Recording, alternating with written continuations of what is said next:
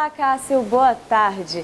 Então, qual é a diferença entre educação cristã e educação secular? Bom, primeira questão aí é a questão que não quer calar. O Colégio Batista Mineiro, pastor Rubens, é uma instituição que tem Batista no nome, né? Minha filha estudou lá, por exemplo, no Colégio Batista Mineiro, e eu tive razões para colocar no Colégio Batista Mineiro.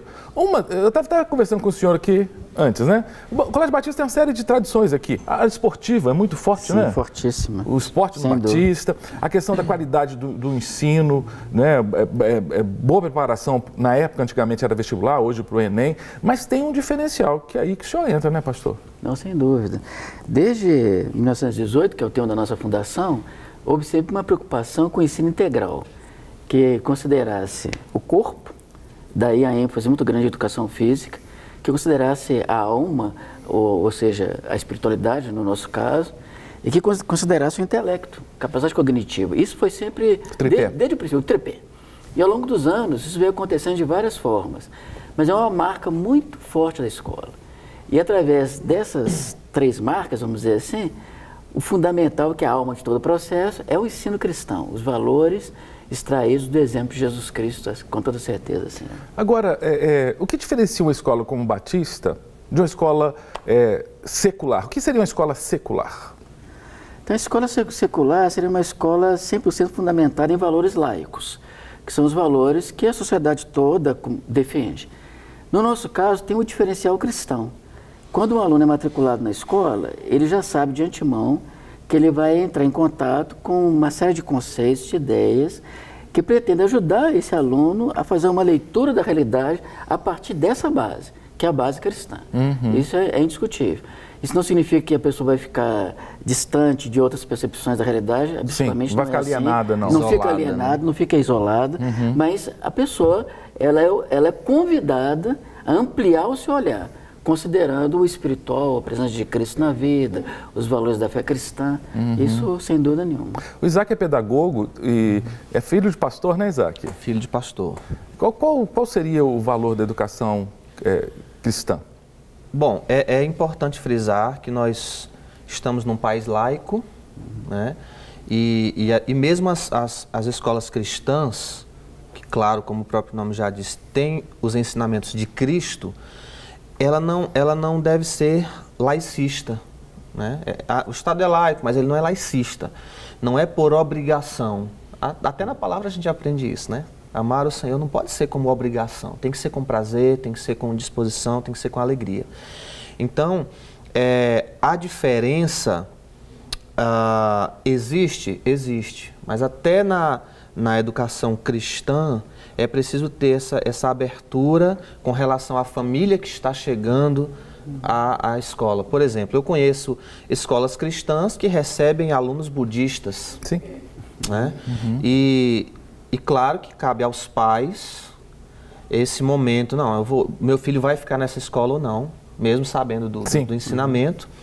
E ele também precisa assumir o risco como pai, porque se ele priva o menino ou a menina de participar desse dia a dia de uma escola que é declaradamente cristã, essa criança também corre um sério risco de se sentir excluída, né, de se sentir rejeitada, ou até de ela mesma se autoculpar por não poder participar do dia a dia integral da escola. Então, é complicado, mas é uma realidade que precisa ser encarada por ambos os lados, né? E eu acho que nós não podemos negociar nossos valores. Se é cristã, tem que ser cristã. Existem escolas lá no Piauí, por exemplo, que se declaram cristãs, mas fazem Halloween, fazem a festa de São João, que é muito famosa no Nordeste, né? Então, assim, e também conheço escolas que, para que a criança não fique alienada, como nós falamos agora há pouco, no mesmo período em que todo mundo está fazendo a festa de São João, ela faz a festa de comidas típicas, a festa cultural, porque tem a ver com vestimenta, tem a ver com culinária, e algumas escolas conseguem separar bem isso. Mas que existe e precisa existir essa diferença, precisa. Ô Cássio, só aproveitando a deixa aqui do Isaac, porque veja, a nossa escola, ela tradicionalmente, ela tem atendido um público muito diversificado, sabe? Foi sempre uma marca da nossa escola. Pra você ter uma ideia, sabe, Cássio? Ô, Isaac, aconteceram umas coisas curiosíssimas ao longo da história. Porque quando a escola foi fundada, o objetivo era atender um público mais evangélico, mais batista, no caso. Havia uma certa dificuldade com as escolas do princípio do século XX, aquela coisa toda. Mas, com o passar dos anos, essa característica de abertura para pessoas dos mais diferentes tipos marcou sempre. Eu gostei muito da sua palavra porque me lembrou de coisas assim, muito marcantes. Por exemplo, você tem uma ideia, no tempo da Segunda Guerra Mundial, um pouco antes da Segunda Guerra Mundial, havia aqui em Belo Horizonte, como em vários lugares do Brasil, na América Latina, na Europa, um certo antagonismo contra os judeus. Uma coisa impressionante. Às vezes a gente pensa que o problema de judeu, antissemitismo era coisa só da Alemanha, absolutamente não é assim, e é uma coisa até muito antiga. Mas o que é curioso é que aqui havia uma certa dificuldade em algumas escolas. Interessante. E o Colégio Batista, naquela ocasião, abriu completamente as portas e nós temos até hoje pessoas, ainda daquela época, que se lembram de terem sido muito bem acolhidas aqui. Olha que bonito. E hoje em dia, há cerca de um tempo atrás, nós tivemos uma aluna muçulmana que vinha para a escola, inclusive com burca, a roupa, burca, tudo direitinho. Burca, aí tem que ser um muçulmano mais radical, né? Ela podia estar usando... O véu. O véu. Né? Porque a boca tampa aqui, né? Aí nem dá para assistir aula. Mas os olhos estão lá. Né? E os ouvidos também. E a aluna muçulmana, ela participava então? Participava de tudo. Inclusive, naquela época especialmente, deve ter alguns anos, essa menina, ela se formou no Ensino Fundamental 1, aí participou de toda a cerimônia do culto, a família. Que bonito. Ela manteve a fé muçulmana, mas aberta ao diálogo com os coleguinhas lá, os alunos, etc. Porque a escola cristã, salvo engano, não é um lugar para fazer evangelismo. Eu entendo que escola é um lugar para você ensinar os saberes escolares e a escola cristã, ela ensina os saberes escolares e tem um plus sensacional, que é a questão da moralidade. Inclusive, a pergunta que tem, a próxima que a Risa tem, eu acho que é nessa linha. Por favor, vamos ver a pergunta da Risa. Cássio, as teorias de pensadores como o Piaget são incompatíveis com a educação cristã? Na verdade, era outra pergunta, mas pegando essa aqui, né? Porque assim, a escola cristã, ela pode usar Piaget, por exemplo? Porque tem gente que pensa, a escola cristã é a escola fundamentalista, que só ensina a Bíblia, tudo em cima da Bíblia. Não é, você é pedagogo, você é filósofo também, né, pastor? Sim, eu sei. Filósofo e teólogo, né? Por exemplo, tem alguma coisa que dá para usar de Piaget ou não? Por ser cristã, nós vamos viver o nosso gueto, nossa bolha aqui, e esquece Vygotsky, Piaget, Paulo Freire, essa turma. Não, isso, no nosso caso, acho que nunca aconteceu. Porque desde os nossos fundadores, a ideia era promover o diálogo entre a fé cristã e as ciências contemporâneas. Isso é uma marca o tempo todo. Inclusive, eu mesmo tenho me envolvido muito com esse debate, digamos, né? Entre o que é próprio da fé cristã e o diálogo com todas as ciências. Sim. O que para nós é fundamental. E nesse caso, incluindo os mais diversos autores. Nesse caso, viu, Cássio, a gente usa muito o princípio paulino. A ética paulina, para nós, ela faz muito sentido. Por exemplo, examinai tudo e retende o que é bom. Então, os nossos alunos eles vão estudar o melhor que se tem disponível na cultura. No caso de métodos pedagógicos, e aí incluiria mais tudo que vem da teorização de Piaget, nós também usamos. E dialogamos e discutimos. Vygotsky é um autor que é objeto de interesse nosso, objeto de estudo, e na medida que vai havendo até uma renovação do pensamento, a gente vai abrindo o filósofos também, Bauman, servem como base para reflexão. Né? Sem dúvida nenhuma, e é muito legal. Eu acho que ciência política, ciência fisiológica, ciência biológica, ciência filosófica, elas se completam, né? O tempo todo, na caminhada acadêmica, você percebe o empírico e o científico juntos, né? Não dá para dissociar isso. Eu me lembrei agora daquela música, né? Ninguém explica Deus. Todo mundo cantou. Do Preto no Branco, acho que é Gabriela Rocha. É lindo demais, cara. Linda a música. Mas tem gente que explica Deus. A ciência explica Deus. Ela porque não, o que a gente sabe sobre Deus? A gente sabe das experiências que a gente tem como cristão, não é? E do que a palavra diz, claro. Mas à medida em que a ciência tenta dizer que Deus não existe, ela acaba explicando Deus. Quem criou a lei da gravidade? Deus. Né? A ciência vai lá e explica como é que funciona isso. A ciência explica sobre pesos e medidas, sobre massa, sobre física, sobre clima, sobre tudo isso. Então, de alguma forma, ela está explicando esse poder de Deus, a figura de Deus. Né? Por que eu estou dizendo isso? A gente estava conversando nos bastidores antes do programa, que o construtivismo está em toda parte. E a gente foca muito em Piaget, mas você pode caminhar por Vygotsky, você pode caminhar por Emília Ferreira, né? Você pode caminhar por todos eles.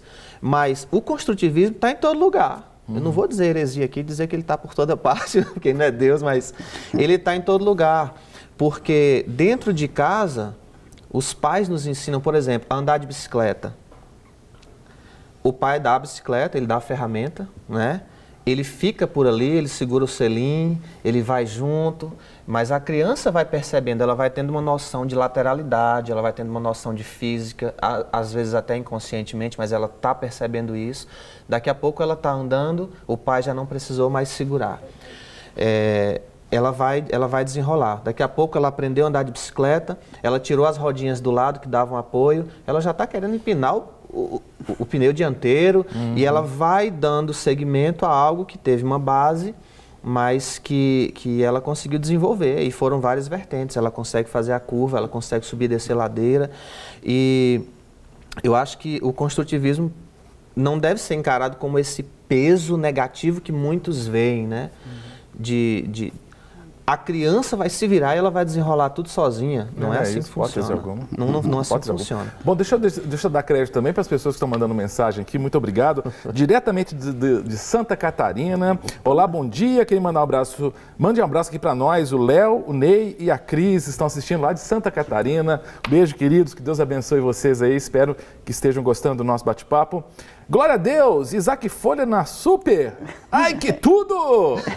Meu conterrâneo. Conheci o Isaac na igreja da minha prima Priscila, da igreja Águas de Restauração. Isso. Ele já cantou na minha cidade também, que orgulho. Ah, Nayane, eu falei que a Nayane ia mandar, valeu, sim. Nayane. De Eliseu Martins, do Piauí. Pode mandar agora abraço. O Piauí tem 224 municípios, eu já tive o privilégio de ministrar em 205.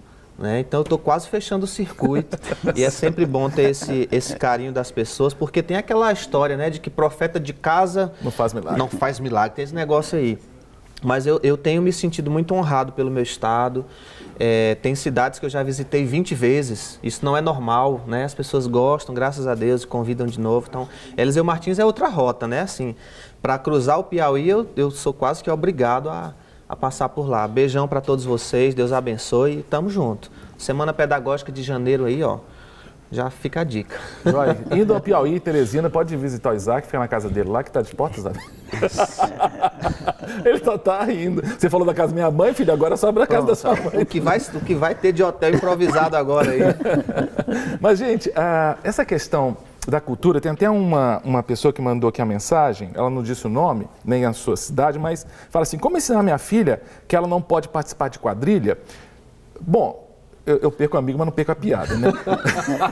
Bom, primeiro que sim, esses partidos políticos aí não deixam ela fazer parte não, porque só tem quadrilha. Só tem quadrilha. Políticos. Mas eu sei que ela está falando de quadrilha da escola, né? Porque é outra quadrilha. Porque é interessante isso, né? O tema hoje não é festas da escola, mas porque tem escola cristã que faz a festa caipira, em vez de ter quentão, tem crentão, sabe? Aquelas coisas Sem assim. João com Cristo, eu já vi muito também. Às vezes São João com Cristo é sem João? Sem João com Cristo, já vi também. Lá a gente mas como é que fica essa relação com a cultura? Porque tem isso, né? O folclore, por exemplo. O folclore tem uma dimensão... óbvio, o folclore é cultura, né? O folclore. Tem aspectos folclóricos que têm dimensão religiosa muito forte. Verdade. Né? E como é que faz? Assim, aliena as crianças, dá conhecimento para elas, mas permite que elas critiquem? O Cássio, Bom, eu posso compartilhar com você e com os telespectadores sobre a nossa experiência lá no Batista, né? A nossa experiência é a seguinte: nós entendemos que a cultura é muito ampla. Vamos chamar de oferta cultural? Sim. É de todo nível. Cabe a nós, educadores, selecionarmos parte do que nós vamos oferecer dentro desse universo muito amplo. Quando eu seleciono uma parte, eu já estou, de alguma maneira, apresentando um pouco dos meus princípios, o modo como eu vejo a realidade. Agora, uma coisa é eu, por exemplo, transformar um evento cultural no evento da escola. Então, aí nós fazemos uma seleção daqueles eventos que têm mais relação com a nossa cultura da própria escola. Perfeito. Agora, os outros que não entram nesse pacote, digamos assim, eles são objetos de questionamento, de discussão, de estudo. E, em geral, por exemplo, no caso das histórias folclóricas, por exemplo, né, são vistos como expressões da cultura brasileira, do cidadão de uma certa região do país. É visto com esse entendimento. Agora, nós temos também quase que por objetivo, né, ajudar o nosso aluno a ser um pouco mais crítico. Então, não é só receber, apanhar assim, em toto, um elemento da cultura e literalmente deglutir, engolir direto, mas ele saber com o que ele está lidando ali. Sim. Então, por exemplo, aqueles eventos culturais muito marcados religiosamente, então a gente convida o nosso aluno, a gente amplia o universo de percepção dele, para ele perceber de onde que vem, o caminho que segue, o que pode significar, ou o que significou numa certa época. Então isso a gente faz. Tem origem, né? Tem origem, tem história. E são vários personagens. Eu mesmo bebi Monteiro Lobato a vida inteira, e vários personagens. Tinha o Saci em Monteiro Lobato, tinha a Cuca. E falar em Cuca, o senhor Isaac Folha, ele tem um trabalho super legal, porque ele também trabalha com esses aspectos da cultura brasileira, das cantigas de roda brasileira, e ele propõe uma releitura, e ele faz isso junto com as crianças. Então, depois do intervalo, nós vamos aproveitando essa linha aqui, conversar um pouquinho com o Isaac, com o pastor Rubens, sobre essa releitura da cultura brasileira. Né? Não sai daí, você não pode perder, é sensacional. Vamos e voltamos já com o bate-papo. Dorme, neném, que a Cuca vai pegar. Papai foi pra roça, mamãe está pra chegar. Dorme, neném, que a Cuca vai pegar. Essa parte é tensa. Papai foi pra roça e mamãe tá pra chegar. Eu lembro que eu vi uma entrevista do Nelson Freitas no Jô Soares, ele falando do trauma que nós temos com as nossas cantigas de criança, né? Porque realmente, você vai botar a criança para dormir e fala que a Cuca vai pegar. Né? Não tem criança. A gente tem uma resistência psicológica muito forte, né? E aí, Isaac, você pegou isso aí, que é um aspecto da cultura. Então, antes disso, um fato curioso, depois dessa entrevista do Nelson, no Jô, no dia seguinte, muita gente me ligou. Ah, fiquei sabendo que você teve no Jô? Eu disse, não, eu não tive no Jô. Eu tive no Faustão uma época aí, mas você deixa pra lá. Eu não tive no Jô. Não, mas você tem que contar. Por favor, se você tiver, e sem estar nos arquivos, esse cidadão esteve no Faustão, não se vira nos 30, conta a história. Ninguém tem isso aí. Eu fui um cara que tocou um samba com violão nas costas, equilibrando um cabo de vassoura no queixo, com a bandeja rodando lá em cima e cantando. Né? Só eu tenho isso gravado porque foi feito, um cunhado meu filmou e gravou isso em VHS, no videocassete, ó. O que o ser humano não faz para ter visibilidade? Mas nessa época, diga-se de passagem, era uma luta, porque eu precisava de 10 mil reais para gravar o meu primeiro CD e eu não tinha. E aí alguém me disse, filho de pastor passa o domingo na igreja, né? Manhã é escola bíblica, à tarde ensaio, à noite é o culto. Então nem sabia de se vira nos 30. E aí um amigo me disse assim, cara, tem um negócio aí que dá 10 mil reais, é o que você precisa para gravar. Então mandei e fui, mas não dei nada. Ganhou 10 mil, nem nada. Gastou só a passagem. Só conheci os pontos turísticos do Rio. Mas vai na guarda da música. Enfim, vamos lá. Aí o que acontece? Eu passei 7 anos estudando as cantigas de roda e vendo que ela tem coisa boa. Tem a interação entre as crianças, tem a musicalização, mas as letras me deixavam de orelha em pé. E aí essa daí, por exemplo, eu modifiquei. Porque se a criança deve dormir tranquila, ela tem que se sentir protegida e não amedrontada. E aí ficou assim. Dorme, neném, é bom para descansar. Não precisa ter medo, ninguém vai te assustar.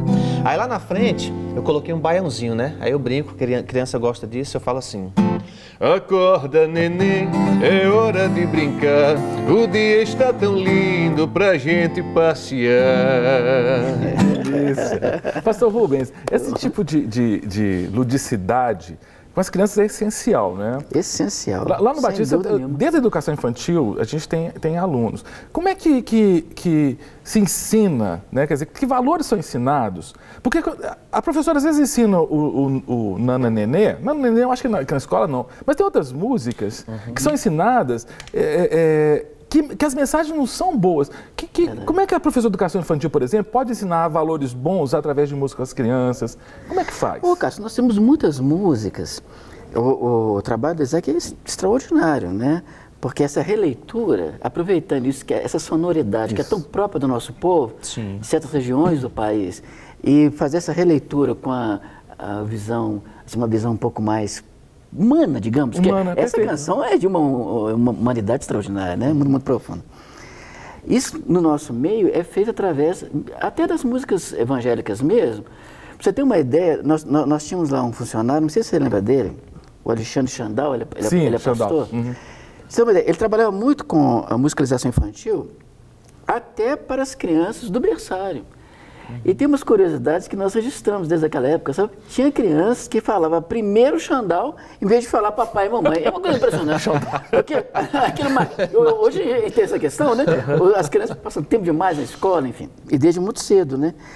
Então, esse tipo de marca tem tido lá e tem sido desenvolvido muito bem. Agora, porque essa questão da educação cristã, eu julgo que é muito importante, não como uma terceirização, não como os pais delegando para a escola a responsabilidade de educar no caráter, na moralidade seus filhos. Eu entendo que isso é prerrogativa da família.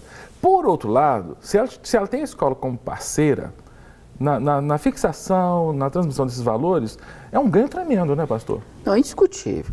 E uma das bases, vou chamar assim, teóricas, que eu uso para compreender isso, é o próprio Freud, sabe? Porque nós temos uma mente inconsciente que capta elementos da realidade que conscientemente a gente não capta. Interessante. Então, por exemplo, às vezes até no olhar, né?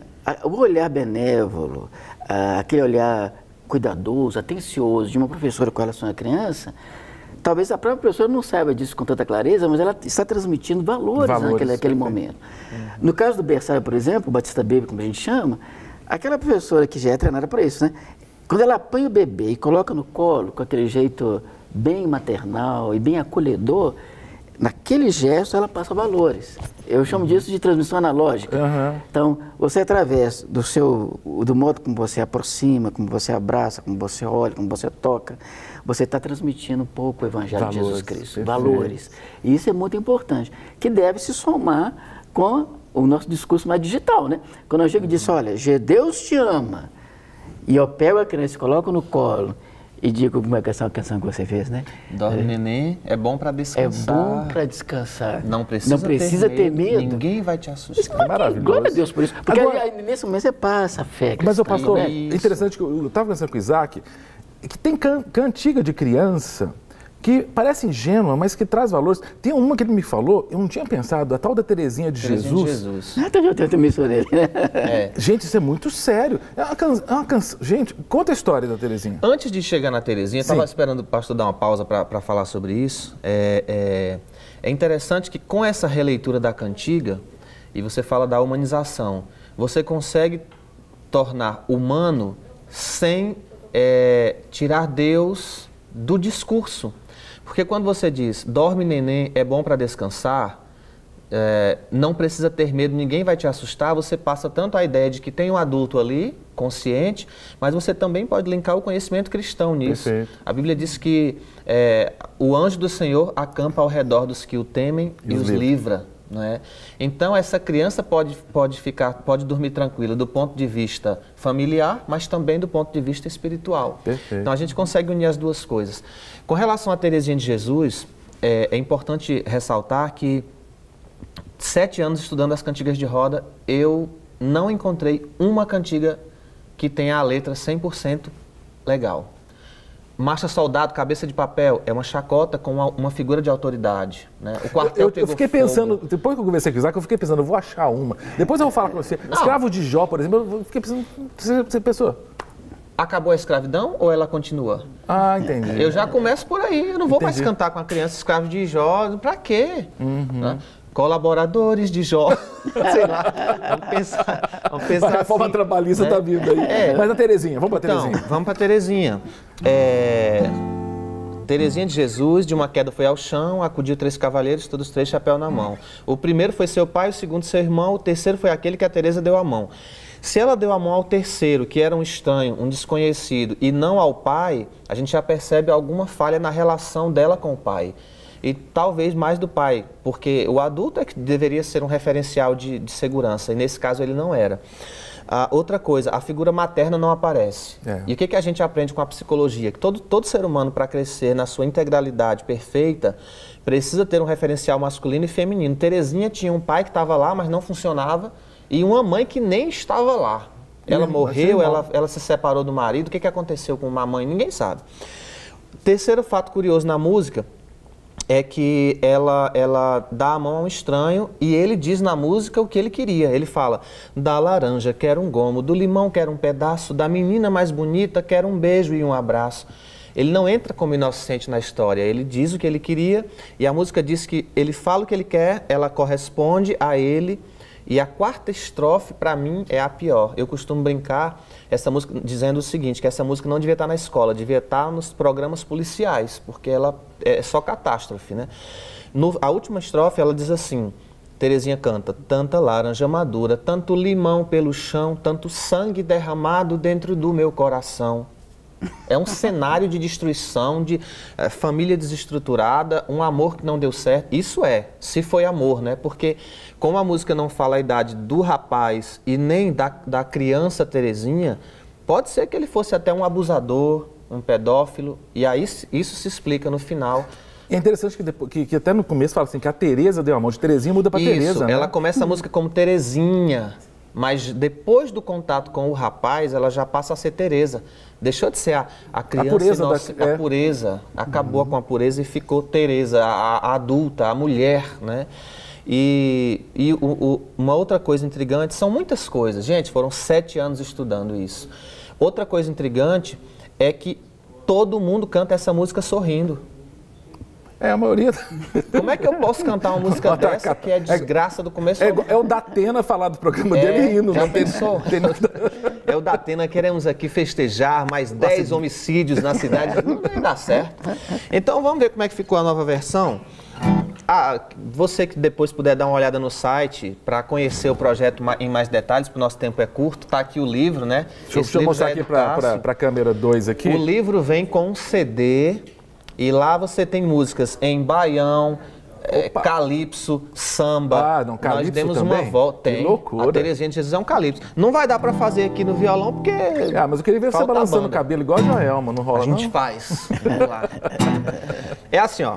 Terezinha de Jesus, de uma queda foi ao chão.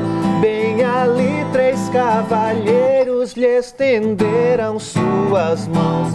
Ela deu a mão ao pai e também ao seu irmão. Mas ao tal desconhecido a Teresa disse não. Da laranja faço suco, do limão a limonada. Compartilho com a família, bem unida e animada. Legal, parabéns. Passou aí, ó, família, né? Família. Quer dizer, para ter uma canção com valores cristãos, você não precisa de botar Jesus, Deus, Espírito Santo na música. Não é verdade? Você pode transmitir valores cristãos. É mais ou menos por aí, né? A educação cristã, né, pastor? Sem dúvida.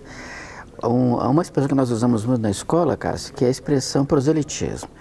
Então, nós partimos do pressuposto que a nossa função ali não é fazer proselitismo, mas apresentar os valores da fé, a pessoa, os exemplos, as histórias, a vida de Jesus Cristo, os discípulos, os apóstolos, os grandes heróis da Bíblia, mas não com o objetivo de criar, como a gente costuma dizer lá, uma horda de batistas, né? Uhum.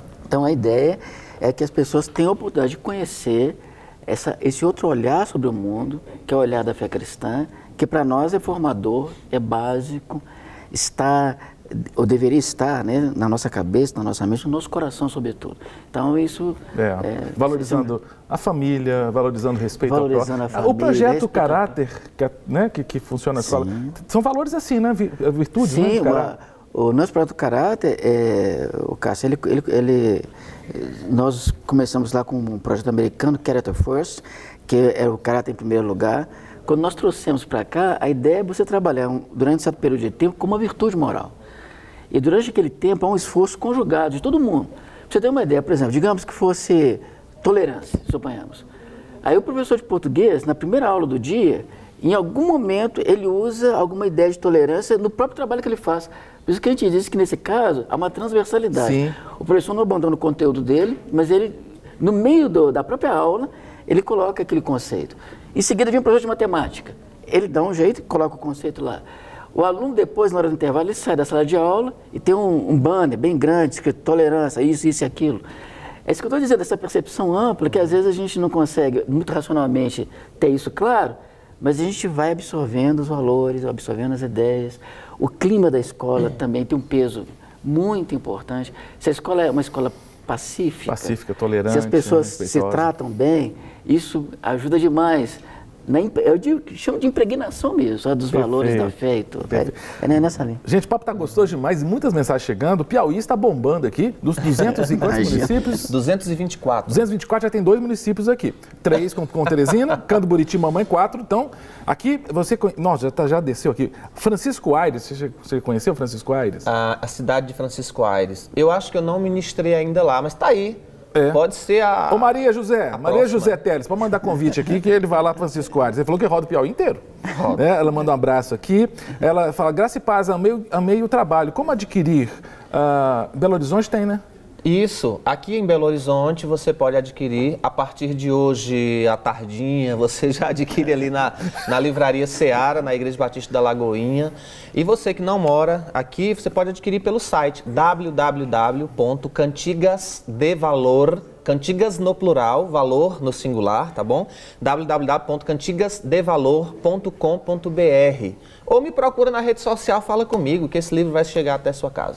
Perfeito. Deixa eu ler aqui, várias mensagens estão chegando. Manda um abraço para o irmão Leandro, aqui de Mossoró, assisto todo dia. Mossoró, eu sempre troco, Mossoró é entre o Rio Grande do Norte... Ué, tem Mossoró no Ceará. No Ceará, pois é, eu lembro que eu fui do Rio Grande do Norte para Fortaleza, do Rio Grande do Ceará, e passei em Mossoró. É Ceará, né? Ceará.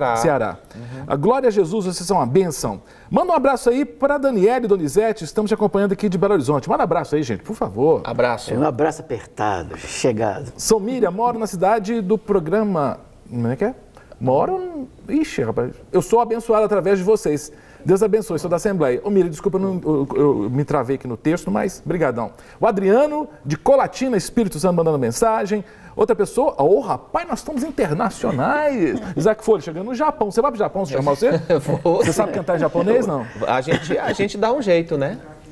A gente dá um jeito. O nosso diretor de coordenação de programação, que é o Taniguchi, ele é japa. É o japa mais avacaiado que eu conheço, mas ele pode te ajudar a traduzir as canções para o japonês. Com certeza.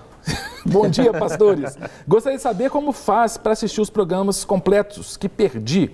Moro no Japão e não consegui assistir os programas que os pastores tinham respondido à minha dúvida. Será que consigo assistir de novo? Obrigado. Querido, cadê o nome do irmão? Rapaz... Eu não tenho o nome aqui, mas você tem no site da Rede Super, você vai entrar lá, tem vários programas, você entra nos programas Bate-Papo e você vai clicar lá e você vai ver o programa. Tem no YouTube também, na playlist da Rede Super, né? Confira lá, graças a Deus os programas estão na íntegra, o Bate-Papo está na íntegra. Outra pessoa, boa tarde, sou Alzira, moro em Itabela, estado da Bahia. Obrigado, Alzira. Outra pessoa, deixa eu ler, porque hoje eu vou ler todo mundo. Assisto a Rede Super todos os dias. Hoje muito bom vendo o Isaac Folha participando desse programa. Vendo o Isaac Folha, você acha bom? O cara é feio, rapaz. Mamãe acha lindo, mamãe acha lindo. Isaac, posso mandar beijo? Posso? Manda beijo, filho. Beijo pra minha mãe, pro meu pai, pra vocês. E pra minha esposa, Lavínia, que está esperando a nossa Sofia. Vai nascer em janeiro. Beijo pra vocês. Pros nossos pastores, Lúbia e Everdan, Beijão. Momentos beijo no bate-papo. Momento... Ô, Isaac Folha, o pastor Rubens falou dessa questão do Projeto Caráter do Colégio Batista, né? Na realidade do Sistema Batista, né? Porque na faculdade a gente tem um Projeto Caráter interessante. Fizeram um projeto legal lá, eles colocam cestas com frutas no dia da semana. Sim. Banana, maçã, e elas têm preço. Mas assim, tem ninguém vendendo. Fica lá em cima. O aluno, se você pega uma maçã, você coloca na caixinha, né? Lá. É um teste de... Um teste de ética, exercício prático, ação moral. E é legal, né, pastor? Porque... É super legal. Eu vi um negócio desse com relógio, mas não foi uma escola que fez. Não teve alguém que faz pegadinha na internet, fez isso aí com relógios. E colocou relógios, tipo, em Orlando, né, numa calçada, os relógios, tal, $20. A pessoa para colocar o dinheiro? Ninguém furtou, ninguém roubou isso lá. Fizeram no Brasil, em São Paulo. Roubaram até a placa. Roubaram até a banquinha, foi levada. A equipe não conseguiu continuar a pegadinha porque não tinha mais relógio. Mas também, com as músicas de criança que a gente tem desde pequenininho, que a gente só aprende valor errado. Dá mais uma aí. Mais uma. Eu quero só frisar, né, que esse tipo de educação, esse formato, né, de releitura, ele sai da escola, passa pela casa do pai e da mãe e voltam para a escola. E é interessante porque o pai também recebe ensinamento. Tem pais que o filho chega em casa e diz assim: pai, o sapo lavou o pé. Ué, mas ele não lavava o pé. Não, mas o tio Isaac disse que ele lava o pé. Então, o pai passa a participar desse dia a dia da escola de tabela, né? E é muito legal porque as famílias estão se envolvendo. Vamos lá, a gente já cantou... Fala do sapo. Cantou o cravo. O sapo não lava o pé. Não lava porque não quer. Então, a criança tem dificuldade com higiene e o sapo ajuda, na verdade atrapalha, né? O sapo ajuda a acabar com isso. Eu tô cantando assim agora. Inclusive no CD você vai ouvir com essa voz, porque o tio Isaac gravou assim. O sapo lavou o pé, não aguentou o chulé. Ele mora numa lagoa, que lugar bom pra lavar o pé, não tem chulé. O sapo lavou o pé pra jogar com o Pelé. Ele pode calçar chuteira sem ter frieira, vai dar olé, não tem chulé. Glória a Deus. Excelente. Mas eu acho que essa questão dessa, como é que eu posso dizer, dessa rotatividade, né? A coisa assim, a escola pode ensinar a família contribui com isso, reforçando o ensino da escola. A relação é essencial, né, pastor? É essencial demais. A gente tem aí inúmeros exemplos sobre isso. Porque no caso do programa do Caráter, por exemplo, eu me lembro que uma época nós trabalhamos muito com o conceito de verdade, né? Veracidade, no caso, foi o conceito que nós trabalhamos. E nós ouvimos relatos de alunos, especialmente da educação infantil, que viram experiências tais como, por exemplo, o telefone toca, aí o pai fala para o filho: meu filho, avisa que eu não estou. A menina fala: pai, não posso. Eu aprendi na escola que eu tenho que falar a verdade. Ele está ensinando para o pai, né? Sensacional. Gente, olha, nós vamos terminar o programa hoje com o Isaac tocando. Isaac, pega um dos best-sellers lá da... Uai, a gente já cantou o Cravo e a Rosa aqui hoje? Não. Não, Cravo né? e a Rosa não. Então vamos lá. Obrigado, viu, querida? Nós vamos terminando o programa, mas ouvindo Isaac Folha. E continue sempre ligado aqui na Rede Super, sempre esperando você. E amanhã, 12h15, mais um bate-papo. Obrigado, pastor Rubens. Obrigado, Isaac. Obrigado a você. Prazer. Vamos lá. O cravo se reconciliou com a rosa. Presta atenção, ó. O cravo abraçou a rosa debaixo de uma sacada. O cravo saiu contente e a rosa avermelhada.